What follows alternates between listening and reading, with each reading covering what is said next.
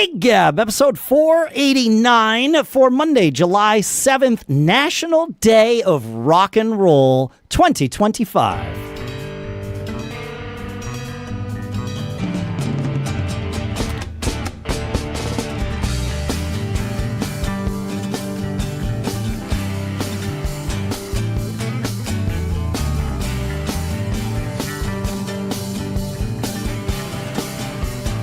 Greetings, folks, and welcome to Gig Gab, the show by, for, and about working musicians and everyone working in the music world. Here in Durham, New Hampshire, as usual, I'm Dave Hamilton, and this week we are joined by a legend of the road, folks. If you've seen Tom Petty and the Heartbreakers or Mike Campbell live, you've seen this guy's work in action, meticulously tuned guitars, seamless gear swaps, and the kind of calm under pressure that only comes from decades on tour. Let me see if we can get through this without just bursting into laughter. I just did. My guest co-host today. At least 25% of that was bullshit. I'm thinking more like 75%, but that might be true. All right. No, well, let me see if I can get some more truth weaved in here, because from your early days with the band Nantucket to working with folks like Phil Collins, Bob Dylan, Georgia Satellites, Tracy Chapman, and many others, whether it's solving problems mid-show or setting up the perfect tone chain, you are the one who keeps the music moving. I want to add one in there, and you'll find out in a minute. Okay. Craig Ross, Lenny Kravitz. Oh, there you go. I mean, for Craig, I've known him since '87, and I'll tell you why in a minute. Okay. So, I mean, we're here. Yeah. Steve Chinner Winstead, thank you so much for taking the time to join Gig Gab today. Anywhere that Robert Scoville has been, I want to follow close behind to make sure there's no, skeletons and I just want to make sure that, everything that he laid the course. He's always been my opening act, So I just want to make sure that Scoville didn't set any landmines here for me to trip over on the way out. I don't think the last time I had Scoville on, which was recently. Now, just after I said that, I could literally feel him rolling his eyes. Oh, yeah. I said that. Yeah. Oh, same.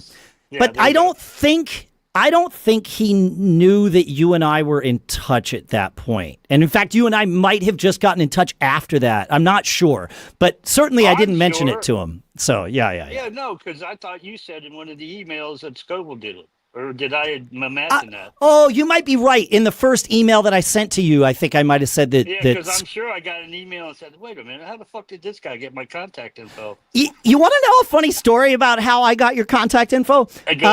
Yeah, I was looking for contact info for a band that we had on the show a number of years ago, a band called the Coffis Brothers. And, yeah, of course. Yep, Kellen. Yep. And Kellen, I found an email from Kellen. I was like, okay, great. I've got Kellen's email here. And in the email, it was an email that when I started the show 10 and a half years ago, I had a co-host. He had to leave for scheduling reasons. We're still very good friends. There's no issues there. Well, you never know in this business, right? And he had Kellen had given my co-host Paul your email, and Paul had reached out to you to ask to get Mike Campbell on, and I thought, okay, well, there's no wonder Steve, no wonder Chinner ignored it. He didn't ask to get Chinner on, so why, I might have responded to, you got to go through the office for that. Oh, sure, maybe that's what you did. Yeah, I didn't see the response. Sure that's what I would have done if it looked like it's somebody legit, but yeah. I'm not, Yeah. Yeah. Then you got to go through the office. Sorry. But when I saw that I had your email, I was like, well, opportunity knocks. And here we are. Why not? Yeah, why not? Like I said a minute ago, things happen for a reason. Yes, exactly. Oh yeah. Once I saw it, I was like, oh, let's do this. Yeah, for sure. Yeah. So that's how we're here today, folks. It's a long and winding road, as it were. Yeah, I was just gonna say that. We're thinking of the same punchline. That's a bad sign. Well, a good sign depending on how you. Okay, I want to explain to people if I could. Yes. The reason I keep wiping my eye is last night, this morning, I got like a sty in my eye or something. I've never had one before. So typical Chinner luck. The morning I'm going to be on freaking video podcast, my eye is like, I feel like there's a grain of sand under my eyelid. It's the worst. And I've like, I put water in it, tried to rub it out. I thought it might have been an eyelash. So you do all the fucking, but it's just annoying as hell. So that's why I'm wiping my eye. Sorry. No, it's good. Yeah. Like and I told Chinner before the show that most of you listen just to the audio, but for those of you that see the video, that's why. And Chinner and I shared our medical maladies pre-show. I'm suffering from a fever and a headache, and so there's who knows what's going on. But we're gonna make this happen. And I want to go on. Yeah, I've never quite understood that mentality because it's not like we're saving lives here. But I gotta remind me to come back because I got a story about that. All right, well, why don't we start with that story? I got others, but you know, we were doing Heartbreakers were doing Riverbend in St. Louis or River something in St. Louis, whatever the name of it is, and it's like 99 degrees, 98% humidity. Mike falls out on the drum riser like mid-show, and I'm because sometimes he'll sit there if Tom's talking or something. Sure. So, but something didn't seem right. So I went out there, and Tom saw it, and the show stopped. And I went out there and got him and brought him back and put him in my chair, and he had heat exhaustion. Yeah. And so I talked to Larry, the stage manager, said, give me some ice water and a towel to, get his temperature down. And I said, go get Richard, the tour manager, So anyway, they came and got Mike and took him back. And he came out and they did the encores, finished the show. But then I was talking to Mike and he said, we're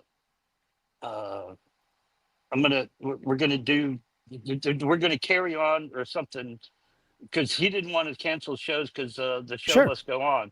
I said, fucking show, but fuck that. Your life must go on. Yeah. I said, who the fuck? Tell that to fucking Tammy Terrell. Isn't she the one that died with fucking Marvin Gaye or? Oh yeah, I think you're right. I think you're right. Saying she died on stage anyway. Yeah. So the show must go on.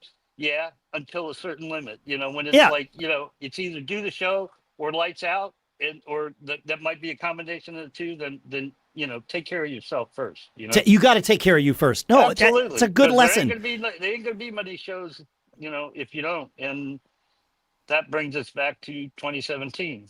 Yeah, sure. I was just gonna say it sure does. I mean, what kind of a guy, does the entire tour with a fractured hip? I mean, he was like the best, but in hindsight, I wouldn't have mind being unemployed, and I'm sure everybody on the crew, knowing what we know now, would not have a problem with being unemployed for the 8 months, a year, whatever that it would have taken. Everybody would have said, no, fuck that, cancel the tour for sure. But it was important to him because it was the 40th, and you know what I mean. Yeah.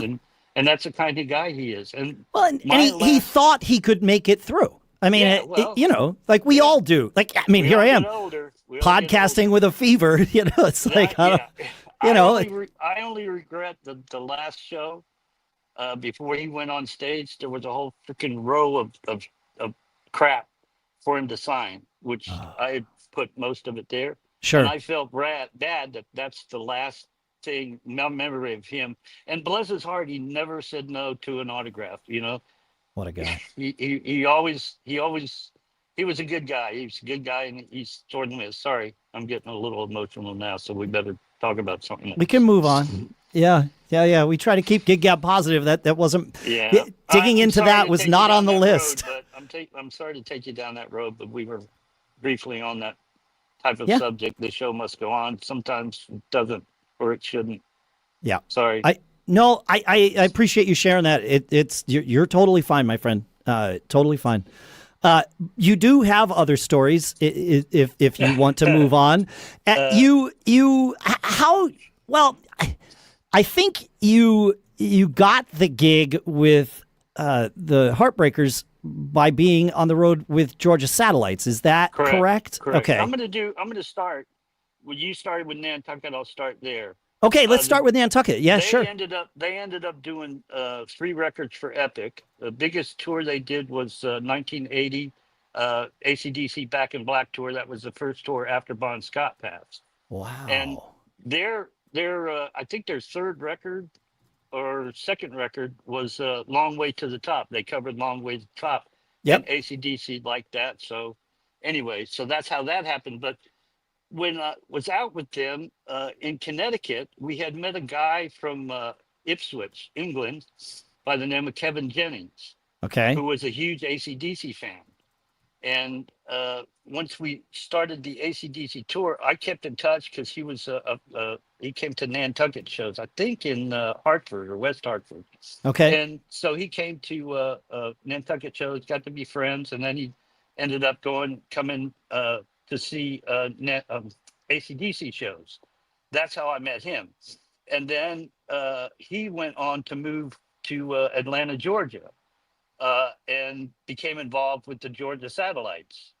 And then after I got off the road in, I think, 81 or 82 with Nantucket, because I Yep. had done the tours and I was like, okay, Now what? I'd rather go surfing or whatever, Sure. which is what I did. But so I ended up selling washers and dryers and surfing in Jacksonville, North Carolina, where I grew up. But I kept in touch towards the end of that, selling washers and dryers. I started managing a nightclub called PJ's, and they would have live bands. Blue Oyster Cult came there. Oh, yeah. Not the Outlaws, but like a couple of national acts. And one of the things that came on the radar was Georgia Satellites. And I knew that was Kevin, so I booked them into PJ's. And then after that, I kept in touch with Kevin, and I had enough with Jacksonville. No offense, it's a great town and all that. Sure, sure. It's okay. Wait a minute. Yeah, You were ready to move. Yeah. I thought touring wasn't all that great, but turns out it's pretty damn good. So I called Kevin and I literally said, "Dude, you got to get me the fuck out of here." I'm sorry. Can we? You'll bleep that if you have to. Oh no, that's like the 15th okay. time you've said that Okay. word. It's totally fine. We're all Cool. good. I didn't know you had a clicker and you were counting. Sorry. Well, no, I only count, Chinner. I only count the first one because that's when I know that I have to just check the little box that says that it's explicit, and then everything's fine. Okay. Right, But if I had there's any already kids watching. I apologize. I had already checked that box during our pre-show interview. So so anyway, I called him up and I said, "You got to get me the fuck out of here." And bless his heart, Kevin did. He got me the gig with the Georgia Satellites, even though there was tons of people in Atlanta that wanted to be that guitar tech. But I had, when I was doing Nantucket, we played the Agora, and Kevin had come there with the guitar player Rick Richards, and I had met him there. So I kind of had a little bit of history, and so that's how I came to be in the Georgia Satellites. And then we ended up touring around, and one of the things we did, we played Rock and Roll Caravan with Tom Petty and the Heartbreakers, the Georgia Satellites, and the Del Fuegos. That's how I got to meet the Heartbreakers crew. And again, I kept in touch with Bugs, Tom's Tech, and I was out in LA.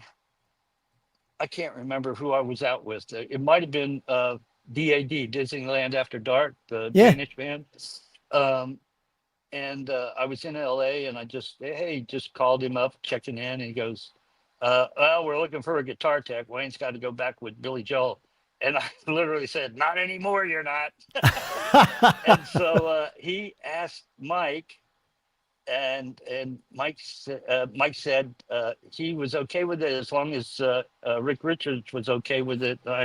And I said, "Well, yeah, they're not really doing anything anymore." So anyway, and before I left, the stage manager, Hank McHugh, before I was going to fly out of North Carolina and go join that, he said, "Mike had only one concern. How are you with the Rickenbacker 12 strings?" And my response, well, isn't that just 2 6-strings on the same guitar? And he started laughing. He told the story to Mike, and Mike started laughing, allegedly. So that's how I came there. And then that's once amazing. you're in with the Heartbreakers, then, you're, Yeah, that's a career making scenario for sure. Those Yeah. guys to me are the Marine Corps of the music business. It, Because why, everyone in there is a few good men, and women. You know what I mean? yeah, It's right, a esprit de right. corps. If you were in the fucking Heartbreakers crew, you were working with the best of the best. Period. You know what I mean? Yes. From everybody, from the top down. That's the way Tom ran that organization. It was the best of the best. Yeah, and Robert Scoville has said the same thing both on and off the show to me. He did say that it was working with the best of the best, and the first time I had him on it, when we talked about it, he got pretty emotional about having to say no to the folks in Rush when they wanted him to come back when they got back together, but he couldn't turn. About another fucking group of guys that are the best of the best. Exactly. I mean, fuck me, Free Peace. Yeah, Those guys. I know. Yeah. Fucking hell. Yep. I mean, come on. Neil d- Peart. I mean, any one of them. They're all fucking, Yep. they're all stellar. They are. Sorry. Yeah. No, you listen, Rush was the first band that really captured my attention as a teenager. So we could talk about Rush all day long. I'm sure you've got some Neil Peart, like, cause you said fucking, your influence were jazz and that kind of stuff, and that's Yes. got to be Neil Peart in there somewhere, right? Oh, Neil was influenced like that way, so technical. Yeah, as far as drummers go, Neil was the first big influence. We were talking pre-show about my non-drummer influences being Jocko, Jimmy, and Miles, and we decided that you don't need to share their last names when you say those first three names in these circles. So, exactly. Yeah. But no, Neil is at the top of my list for sure. Yeah. No, he. So yeah, I mean, Scoville having to pick between the two, but anyway, yeah. So anyway, then and then that led to Tom Petty. Mm-hmm.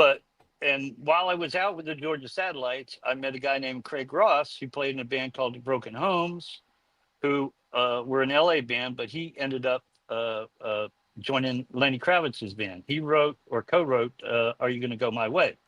So that's how I got into Lenny Kravitz. As far as Dylan, the production manager Al Santos, Al Santos, I can't even say his name. Another living legend. We used to work with Frank Zappa, I believe. Okay, yeah. But he was the first production manager on the Rock and Roll Caravan tour in '87. So I knew him, and I mean, I think he would have known me anyway. So anyway, that's how that led to that. Phil Collins was the guy that I think I first went out with was to replace Jeff Banks, guitar tech for Mike and the Mechanics. He did. Yep. He did Malcolm in AC/DC for a bit, and he did. I think he did Brian May for a little bit too. Oh, no anyway, kidding. Yeah. So he was doing. I think he was actually had to go out with Mike and the Mechanics. So there was an opening at Phil. The guy that knew me there was Dave Rule, the bass tech. He was a SIR guy. Oh, yep. At Uptown 52nd Street SIR. So, and he knew I did stuff with Dylan. He put my name in with Collins, and that's how I got there. Tracy Chapman, I don't know how I did that. I think I was filling in for her guitar tech. I can't remember his name. He was from upstate New York. I can't remember his name. Anyway, so that's how I got in there. So basically, once you get to a certain point, it's just friends of friends, and hey, I can't do this gig. Can you do it? It sounds like this is a business not of competition, but of co-opetition, where you're all kind of each other and you're helping each other, and Yeah.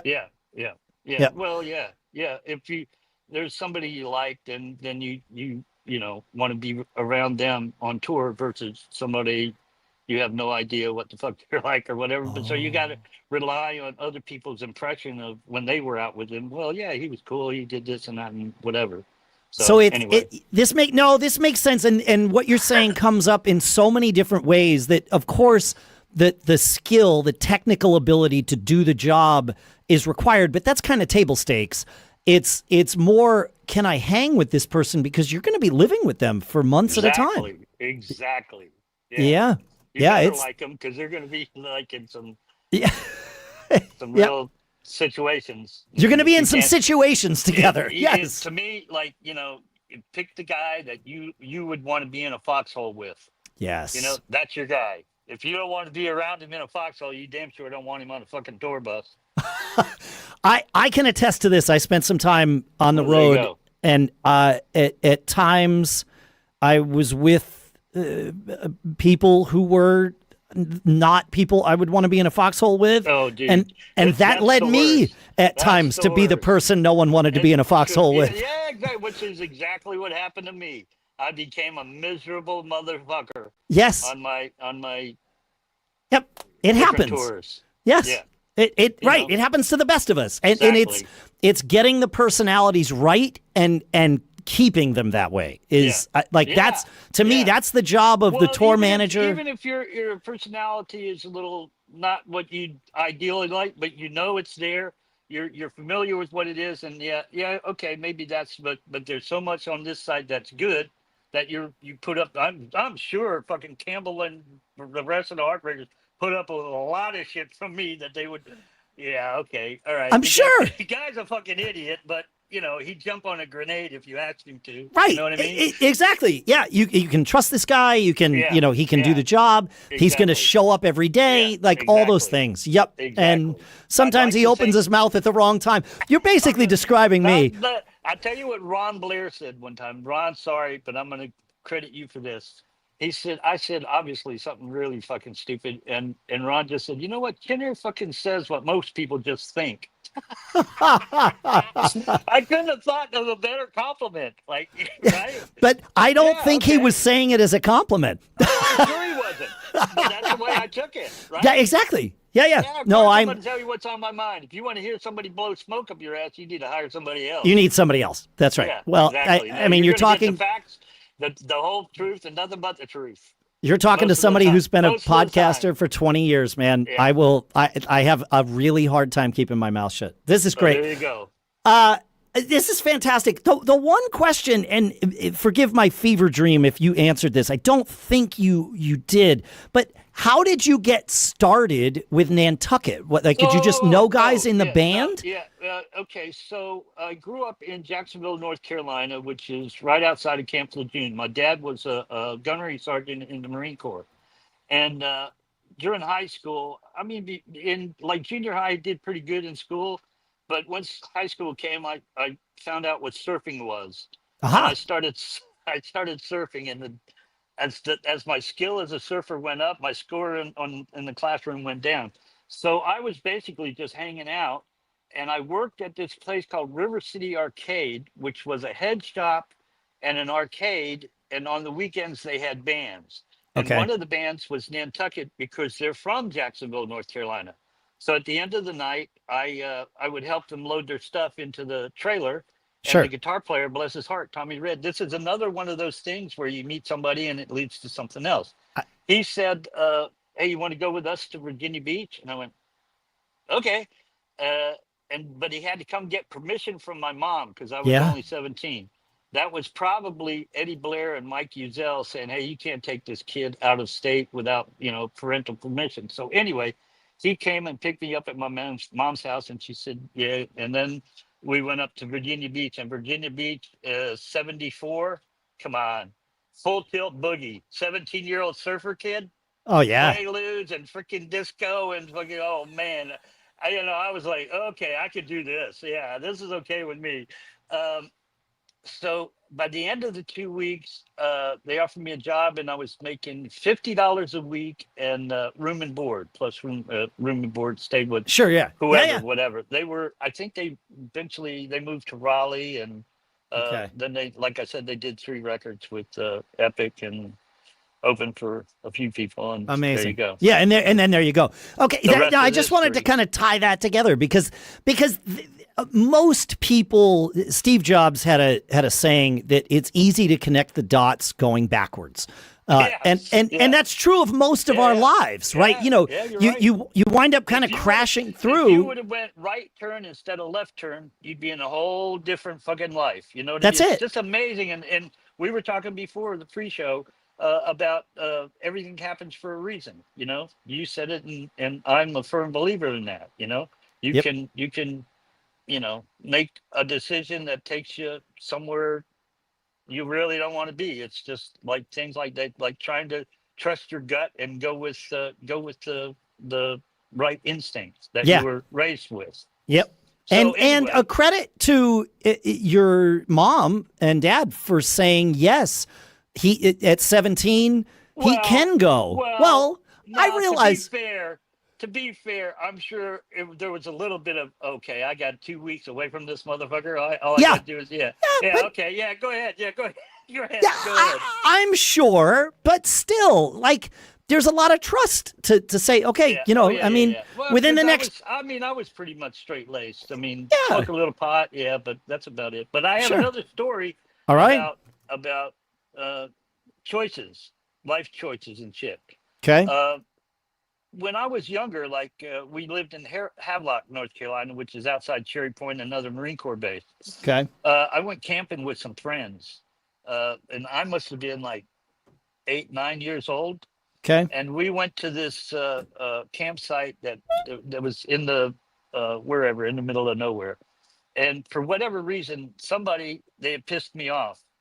So I was ignoring them, and then that didn't work. So I decided I was going to leave. Now, this is probably fucking 68, 67, something like that. Okay. I'm 8 years old. I'm walking by myself home. And home is like at least 5 miles, 6 miles away from where I was.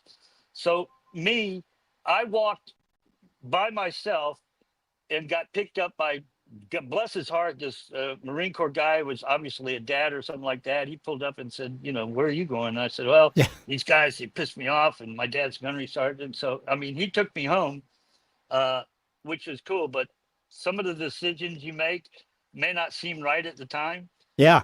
Right. But it leads you to where you are now. So there you go. And that's how it goes. That's exactly right. Yeah. Sorry about that. I keep blowing my nose. Hey, you're totally fine. I promise you, I'm not doing any drugs. It's my eye, and for some reason, my nose is running. I don't know. Whatever. It happens. Yeah, exactly. You got stuff going on, man. Welcome to the club. Exactly. Yep. This getting older thing, I'm fine with it. It's better than the alternative. I don't have any experience at it, So I thought it would take longer, Chinner. Yeah. Well, me personally, I thought I was going to be dead by the time I was 50. Well, I'm glad you're not. Because like I said, I mean, the 80s and 90s, that was full tilt boogie, buddy. There you go. Full tilt boogie. Oh, yeah. Oh, it's a fun game, but it's a young man's game. Yes. You know what I mean? Yeah. Yeah, it's true. I'm glad I did it, but I'm gladder that I made it out the other end. Well, there's that. Didn't. There's a lot of people that didn't. And yes, it's very true and very sad. Yeah.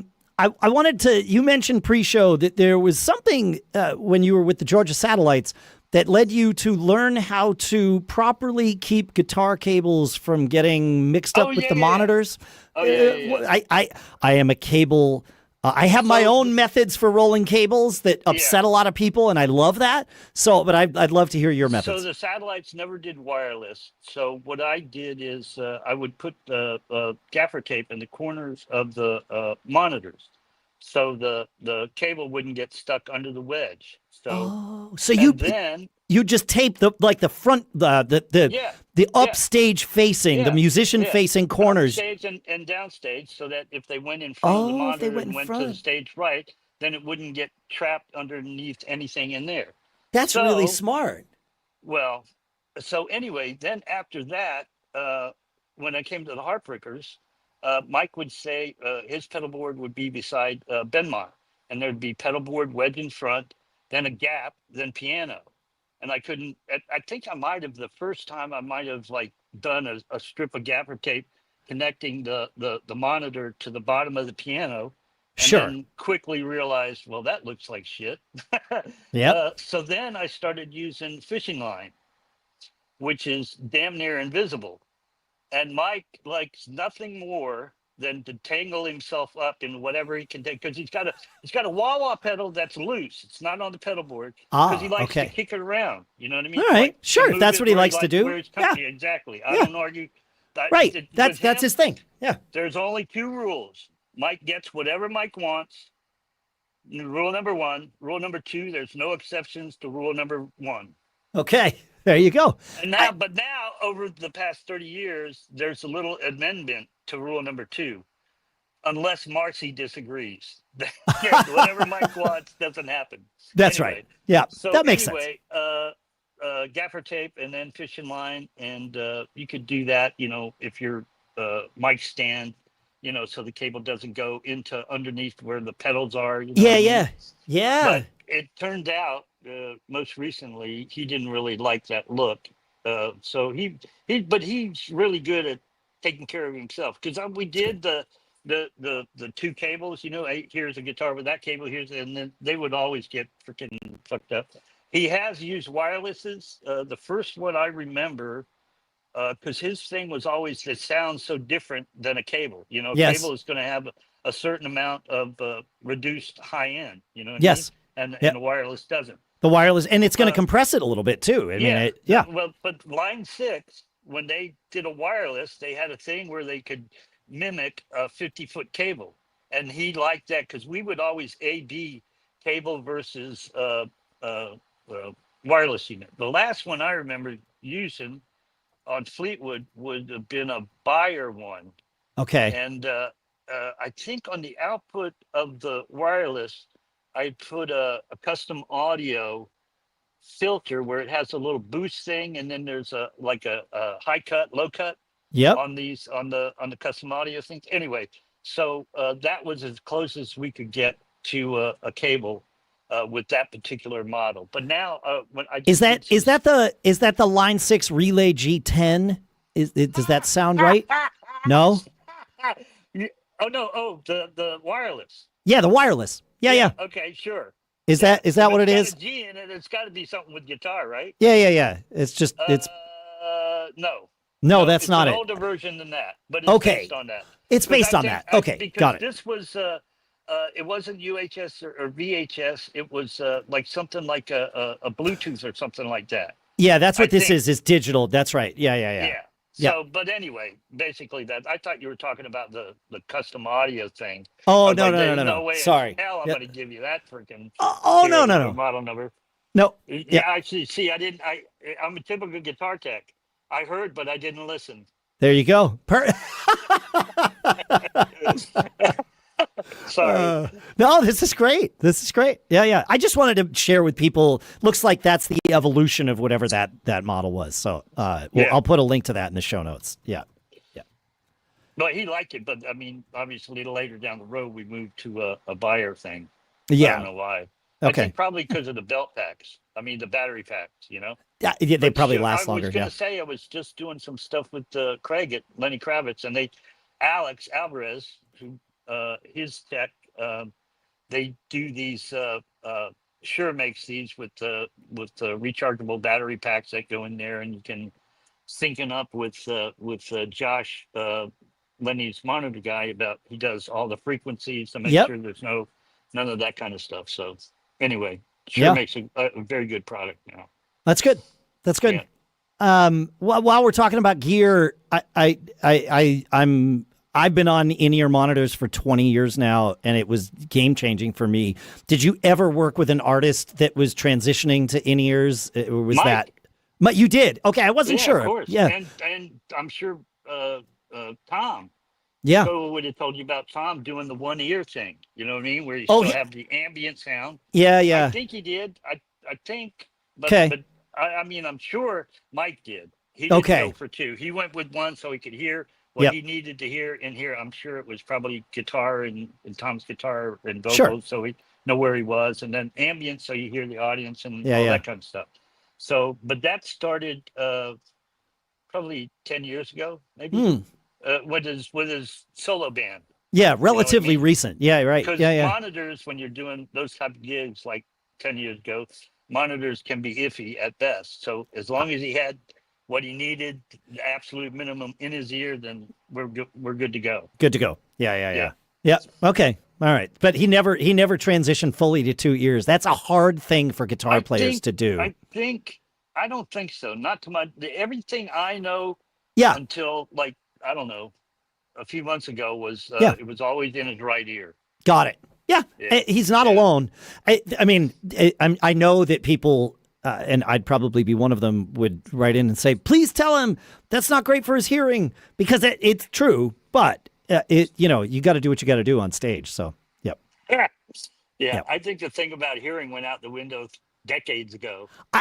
For people that have been doing it that long, yes. Yeah, that's what I mean. Yeah, You exactly. lose certain frequencies and stuff like that, There's also, I recently learned about, man, we're way off the map here. I recently learned about a study that the Navy did with people on submarines, because it's a very controlled environment. Everyone on the submarine is exposed to the same amount of noise pollution, right? Like you get in the sub, ambient noise, like ambient noise, whatever. the motors, all that stuff. And some people come out of those subs perfectly fine, no residual hearing loss, like everything good. And some people come out and like that's the end of it. And so the Navy was like, we need to figure out why this is, so that we don't put people in. I think the Cubans did figure out. Was that was the Havana syndrome, right? Yeah. That's how they attacked like CIA It's true. people. Yeah. I mean, it was like something audio or something that frick with your equilibrium or something. But they right? also found that the Navy study also, and I don't have it in front of me, so I know I'm missing things. But the Navy study definitely showed that there are genetic components to making you more or less predisposed to losing your hearing. Yeah. Wow. Well, I mean, it makes sense. Like our bodies are similar, but they're not exactly the same, Right, so, right. Yep. I mean, there's a reason why people are blonde haired and some people have black hair, Exactly. Yep. 100,000 years ago, the tribe that they were in, that's how they... That was selected. That's what worked for them. That's right. Exactly. Yeah. Selected. That was selected. Natural selection. Yeah. So, it's weird. But yeah, interesting. Because they're definitely, even in our music circles, you encounter people. Can I just say something to everybody listening? If he would have sent me an email saying, okay, now tomorrow we're going to be talking about how genetically affected your hearing is I would have said, yeah, there's no way I'm qualified for that. And yet here we are. Yeah, exactly. It's, things happen for a reason. Like things happen for a reason. Absolutely. Yeah. Hearing loss might be genetic. All right. So I know that our time together is limited, but all that means is that I'll want to have you back sooner rather than later. So, which is good. Because you've got some other things cooking, no pun intended, that we'll talk about when that launches. Hot sauce. That's right. But I'm not ready to launch yet, so okay. I'm not gonna drop that yet. But when I do, I'd love to come back and absolutely, that, yeah, man. How that got? I mean, I'll tell you how I got into that though. That's okay. A good story. Okay. 2019 or 2019, out on tour with Fleetwood, and Neil Finn's tech, Marcus Catanzaro. I can never remember how to say his last name. He gave me a Christmas present, a hot sauce making kit. Okay. Which I took and put in my cupboard, thinking there's no fucking way in hell I'm ever going to touch this. But then along came COVID, and there was no music business anymore. Everybody was locked down, and I said, I'm sitting here twiddling my thumbs, wondering what the fuck am I going to do with the rest of my life? Yeah. And I said, oh, hot sauce making kit. Oh, okay. I opened it, looked at the recipe: water, peppers, salt, and something else. Whatever. No, water, pepper, salt. That's about it. Oh, vinegar. Yeah, that'll make sense. Sure. That's basically hot sauce. So once that happened, then I started messing with the ingredients that I like to cook with, and I came up with something. I sent it to Tom's daughter. Her and her husband are hot sauce aficionados, and she sent me a text back that said, that works.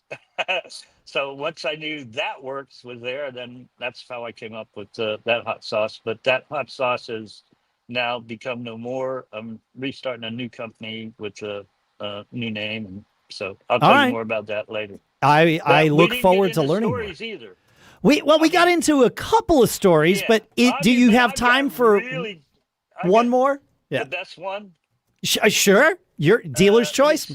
Let me see. Yeah. Okay. So out with Craig in Japan, we were in Tokyo staying at the Four Seasons.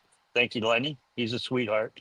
Um, and in Tokyo, I don't know, or Japan, I don't know if your listeners know, but they're really efficient and polite, and everything Okay. happens early in the morning. You know what I mean? So I was leaving the Four Seasons probably around 7:30, 8 o'clock in the morning, maybe.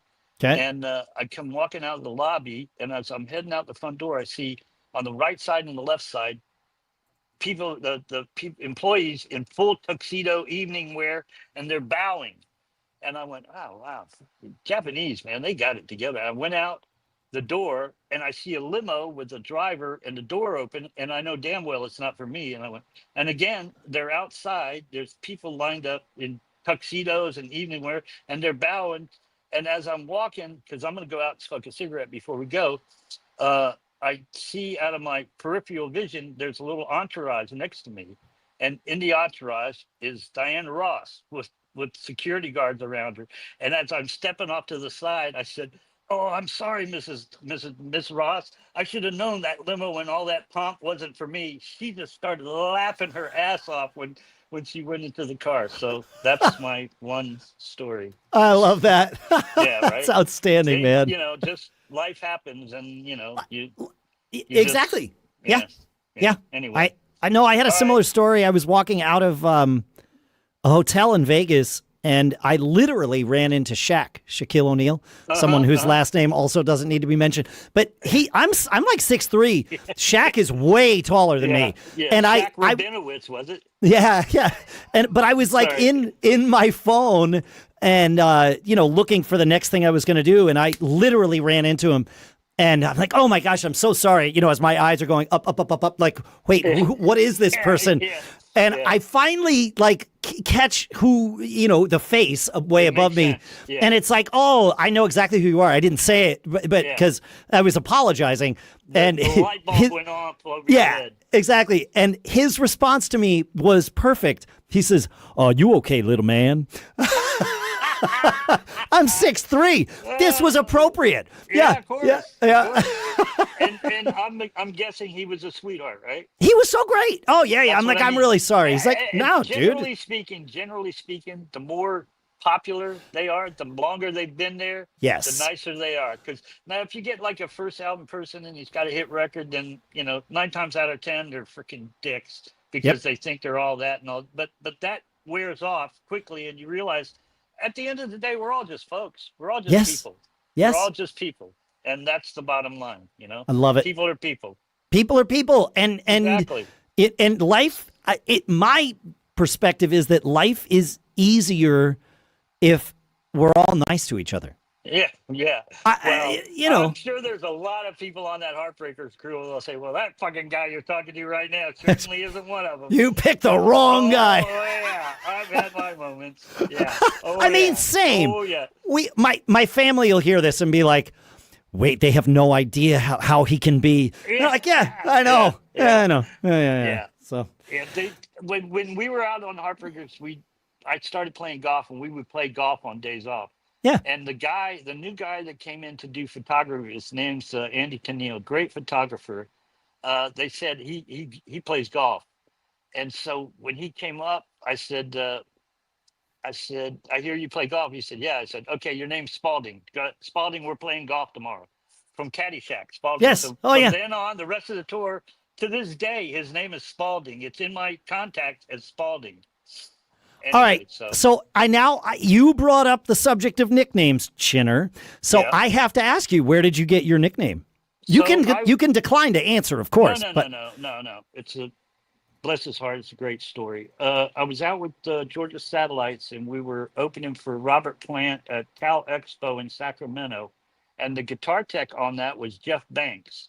His nickname is Bison.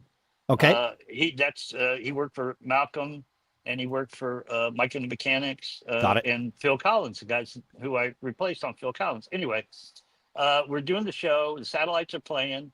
A couple of kids in front. They start flipping the band off, and "You suck, get off the stage." I went down in there and said, "Okay, I don't mind you guys." And so they threw a cup on stage at Dan.